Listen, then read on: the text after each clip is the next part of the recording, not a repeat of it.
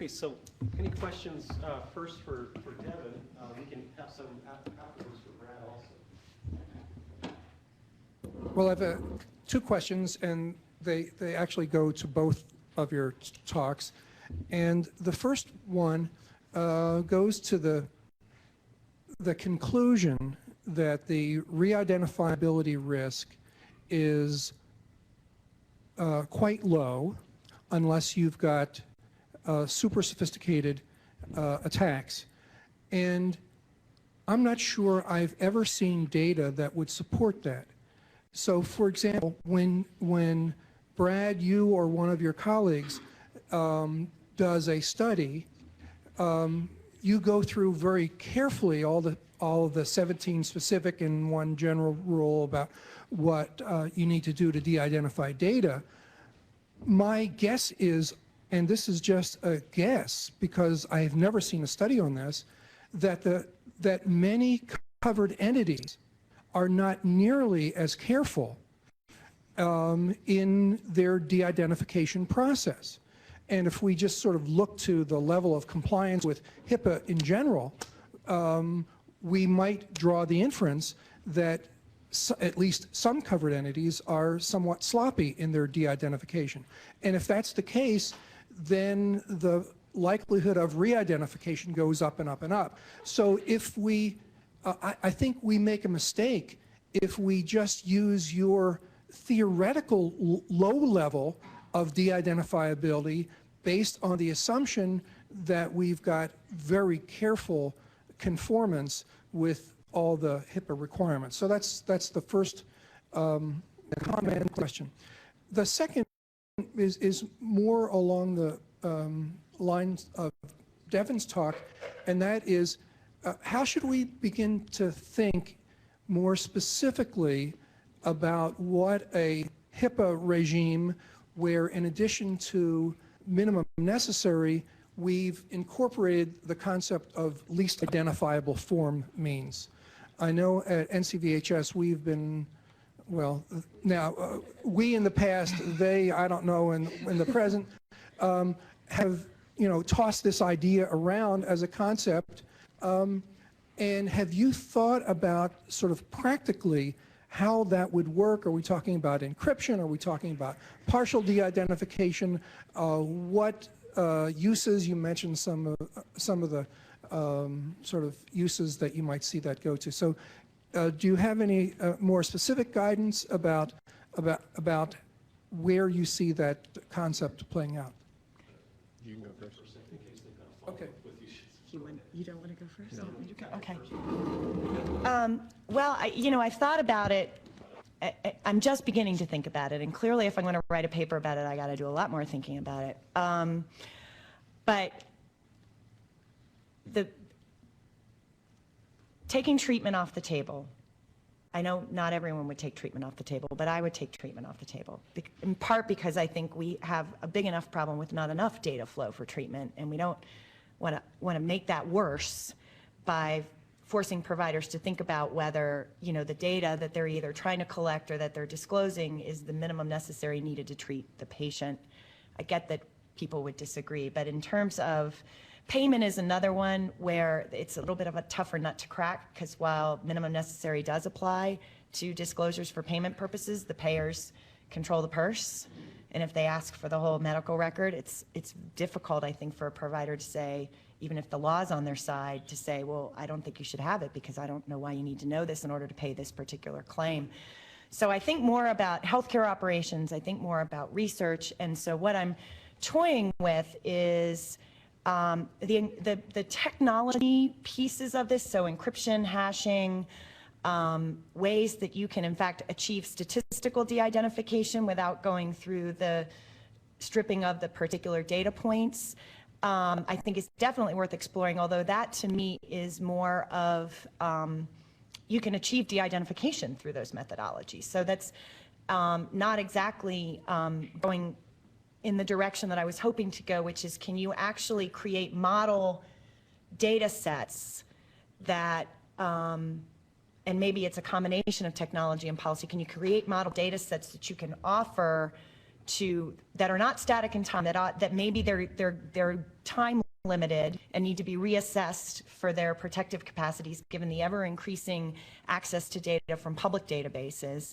But are there models of data that can in fact be more protective that we ought to think about using? Now this knowledge flies in the face of what my premise, which is that in fact the data risk is not about the data itself, but about who's getting it and what's their likely ability to connect it to other data, re-identify, and then what's their motivation for identifying it. But I'm seeking a marriage that may not be possible between something that's simple and easy for providers to use, but that also takes us farther than where we are today, which I think is arguably untenable going forward. So it's not a terribly specific answer, but mostly I want to use these opportunities where I'm able to sort of talk about the work to generate some ideas. People can identify who's writing papers that I haven't seen.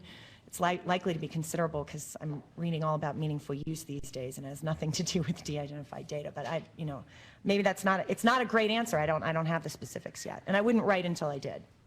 So let me just come back to your first question. This notion of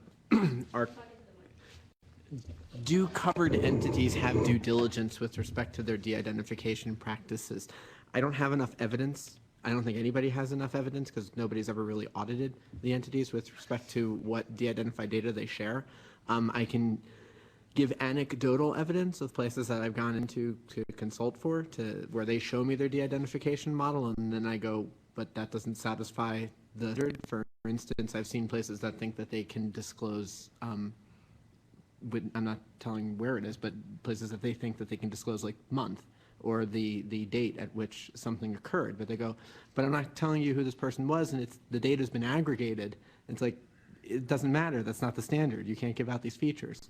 And so there's some confusion about how the standard should be applied in certain circumstances, because some people think that the standard only pertains to microdata, individual level records, and that when you start disclosing aggregate statistics, it doesn't apply to them, which isn't true. But these types of clarifications need to be made, and hopefully when the guidance report comes out for HHS, this will be more clear. It still doesn't mean that you have a compliance officer within the organization that knows how to make people abide by it. But I don't know how you would go about doing that right now.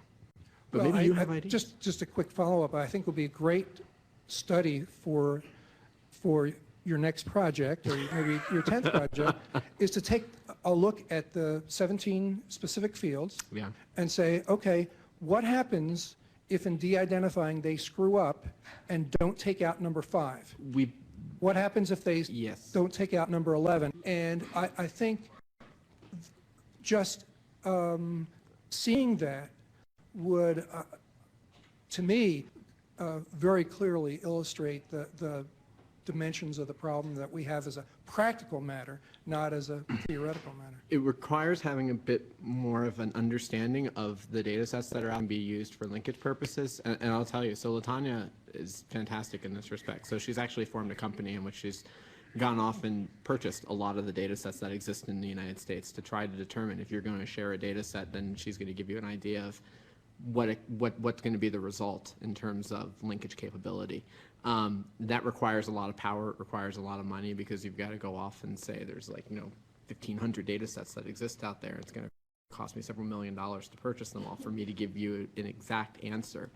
But it can be done. Doesn't mean that it can't be. Maybe if you form a Center for Excellence, maybe we could actually do that. By we, I mean the de-identification community. I'll say one other thing, because I keep looking at Stefan and it keeps reminding me of it, which is that one thing that has not been done is assess the relationship between the HIPAA standard, the safe harbor standard, and unstructured data and natural language data. So some of the work that people have been doing is trying to figure out how to de-identify natural language data. And because most of the clinical notes are what researchers really want to work with. They don't want to work with standardized ICD-9 codes and CPT codes because it obscures what really happened to the patient. And so they say, well, give me the text. And you say, okay, well, I'm going to put it through this little scrubbing tool and it's going to spit something out to you. And then you go, there's a lot of really sensitive information in here that I could probably use to identify somebody. Like the example that I give of this to people is and maybe it doesn't work so well here, but in the state of Tennessee, and probably about 2 years ago, we had a case in which there was the famous quarterback of the Tennessee Titans football team who kind of had a psychological conniption and went AWOL and then was found at somebody's house with a gun in his car. Right? And everybody goes in Tennessee goes, oh, it was Vince Young. I go, yeah, exactly. And there's nothing in HIPAA that would have prevented me from sharing that data because I didn't give you any explicit identifiers, any of them. And so you have to ask this question of what does it mean for the data to be re-identifiable in that context? And I don't think that we have any good methods for doing so at the present time. Yeah, and part of the reason why the Centers for Excellence piece is in here, and every recommendation that's in that white paper needs, which is why I'm thinking part 2, where am I going with this? But was to think about sort of these folks that have this expertise, but I didn't even consider the cost question. So Devin, I had a quick question that you hinted that with de-identified data sets, when there's some due diligence done, then the individuals aren't obviously identifiable, and there needs to be a join issue presumably done by someone with malicious intent.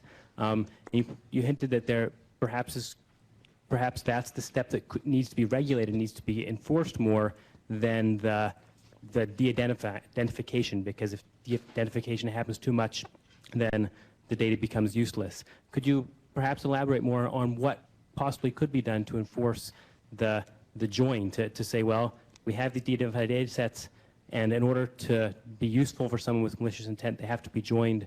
Can we regulate that join function as opposed to regulating the de-identification more and more? Right. There are already examples of, regulating the joining function, and they're the ones that some of the ones that Professor Terry raised earlier, which is to say that there are absolutely things that cannot be done with data, even if it's so-called de-identified. So Gina was raised as an example. If we got non-discrimination in health insurance or employment on health conditions legislation, that would be another one. Stronger prohibitions against marketing.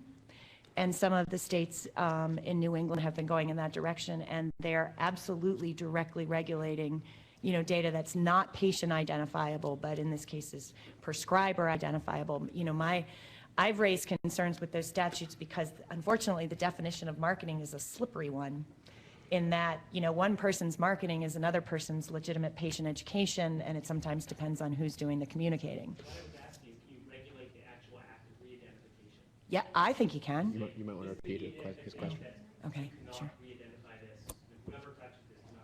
Okay, so, yeah. So the question is, can you regulate the re-identification and say that of de-identified data set? And I think you can, although it's a little tricky, in part because you have this HIPAA structure that's based on covered entities, right? So Congress would actually have to make a more broadly applicable data rule, like you've got the data and you can't re-identify it, and I don't care if you're, Mayo Clinic or you're Microsoft or you're some crazy individual.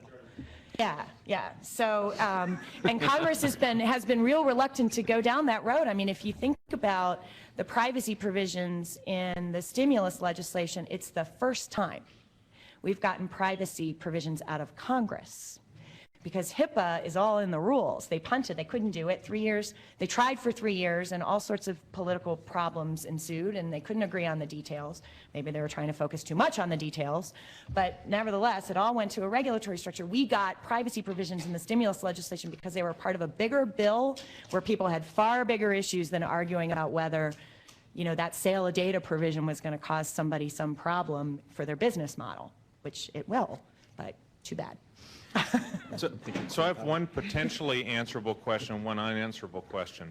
The potentially answerable question is, you mentioned how, in a rapidly changing environment, that there has to be a certain amount of nimbleness to adapt to that, which seems counterintuitive when we talk about regulations and in particular legislation. So I would like you to comment a bit more on that, about are there examples of nimble regulatory environments that could potentially be a model for this space.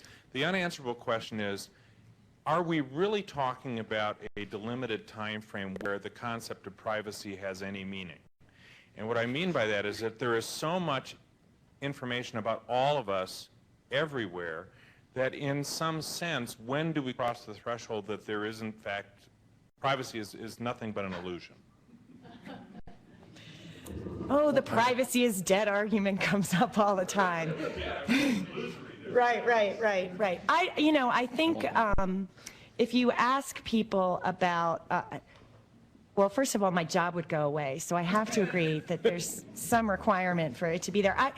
There are enough people who still answer surveys at a pretty vigorous rate about their concerns about privacy, and most recent with respect to electronic health records.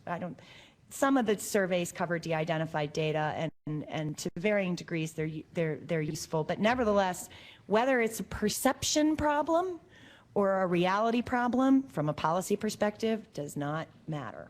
People care about this, they care about what happens to their health information, and if they don't trust it in some way, shape, or form, it will impact their health care, because they won't go or they won't share what's really going on with them. And we know that still happens, even if they're under some illusion about how much privacy they really have. It is nevertheless an important value that is embedded in our Constitution in some way, shape, or form, and is part of, and in fact, it might even get more attention with this sort of increasing political movement to individual autonomy and take care of yourself. And I don't know, I sort of look at the teabagger movement as being a pushback toward, principles of this stuff is mine, and I want sort of more ability to control where it goes, and whether that's money or information. And I haven't really teased that out in degree of detail either. But in terms of models, Maya mouthed to me, IRBs, which I'm sure all of you really know what those are, but in essence, they're the mechanism, either IRBs or privacy boards, the mechanism by which research can go forward on data without consent of the patient. And so there's this process that's built in within institutions to weigh what the risks are, evaluate the purpose for which the data is sought. It's not a perfect solution, because I think anybody who's worked with IRBs, and particularly IRBs across institutions, that there are widely varying ways that the rules get interpreted and those decisions get made. Yes, now you only asked for an example. Can I take your privacy as an illusion aspect? So I'll say two things. First of all, the type of data that we're talking about is not necessarily information that is normally disclosed in a public setting. So we're asking what happens when we actually lower the barrier of collection of information. And so that's just one thing I want to make clear.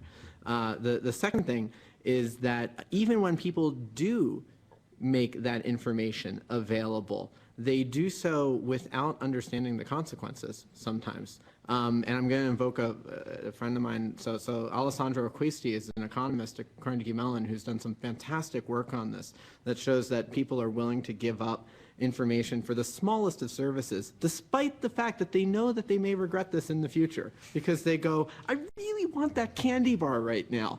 Yes, you can have my social number. Okay, there's a 95% chance that you're going to commit identity fraud against me in about 2 days, but it's only 95, it's not 100%, right? So, but people recognize that there's this notion of remorse and regret afterwards. And so at some point you have to come back and say, okay, so if this is information that was not in the public domain to begin with, and you're telling me right now that it's okay to go out there because, I'm recognizing that privacy isn't that important, I may feel that in about a week or a year from now, I'm really hoping that the system will go back to where it was. And so this is kind of the tension between the technology and the policy. Sometimes the technology gives you every wonderful capability in the world of being able to share information and use information, but the policy has to step in, or the regulation has to step in and says, whoa, that may seem like a good idea right now, but it's completely counterintuitive to the global good. And so that's my response. One more, we're close to 5, so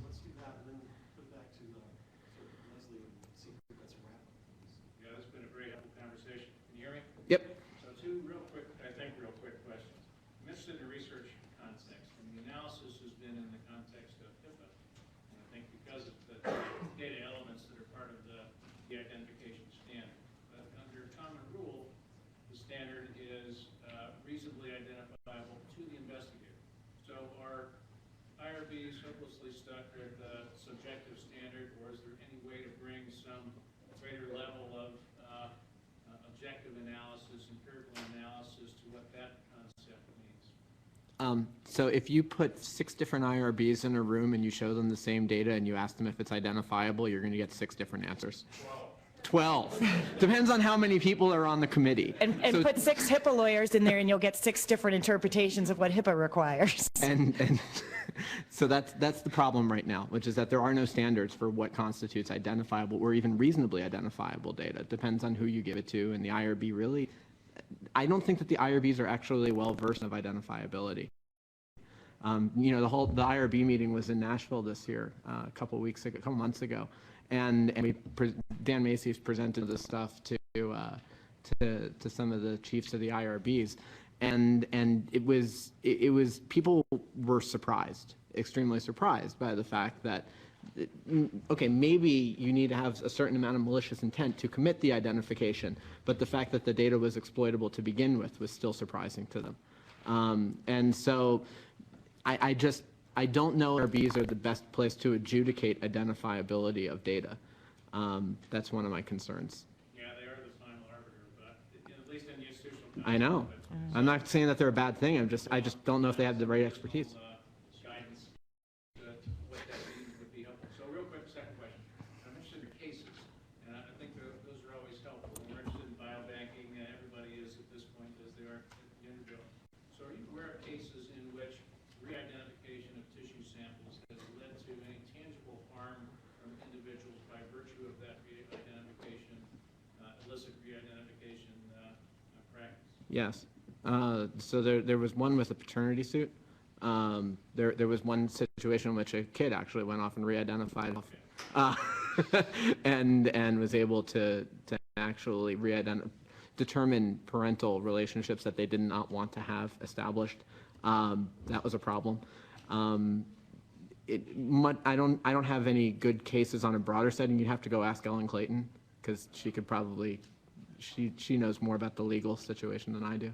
But I also think that when you think about what the harm that is done, I think you need to broaden your lens a bit and consider what happens to the trust framework for people to know and be accepting of their data or their newborn's data being put in biobanks. There's a lot of newborn tissue sample discussions going on too. I know this is happening in Texas where they almost destroyed some. I mean, the fact is that people, even if there's no overt harm to an individual through a suit or discrimination, if people don't trust those frameworks where their data is being collected and shared, then they will revolt. And even if one individual doesn't suffer harm, that'll be the end of what could otherwise be a promising set of data for research purposes for years to come, and that would be truly unfortunate. So that is the bigger harm to me than, did anybody lose money? Did anybody get sued? Just one small clarification. So this comes back to Nicholas's concept of the acceptable use with respect to information. So one of the things that we do at Vanderbilt, and I'm not going to hold us up on high and say that we do all the right things, but one of the things that we do with biobanks and with use of information locally is that we actually require people, the researchers who are going to use that data, they actually have to enter into data use agreements with the biobank to access that information. For every particular study that they're going to do, we actually have to issue a different level of IRB approval. Not level, but IRB approval for each study. So let's say I want to come and use that biobank for a study on diabetes. I have to get approval for that. If I'm going to do a study on, as I said before, long QT syndrome, you have to do an IRB approval for that. You also have to get approvals through an operations oversight board. And that operations oversight board includes lawyers, ethicists, it includes scientists that are affiliated with the organization, as well as people from the community. So we don't do this without community input. And I'm not familiar with a lot of places that actually do it this way. LDS definitely does this, but there are not a lot of places in the country that have actually tried to reach back to the patients and say, is this something that we're supposed to be doing? Do you mind if we do this? And that's been, it's made it much easier for us to get allowances for doing research on what appears to be more risky data, because they feel involved. Whether or not the data is sufficiently de-identified is yet another question. Okay, so let's go ahead and conclude that section and thank our speakers.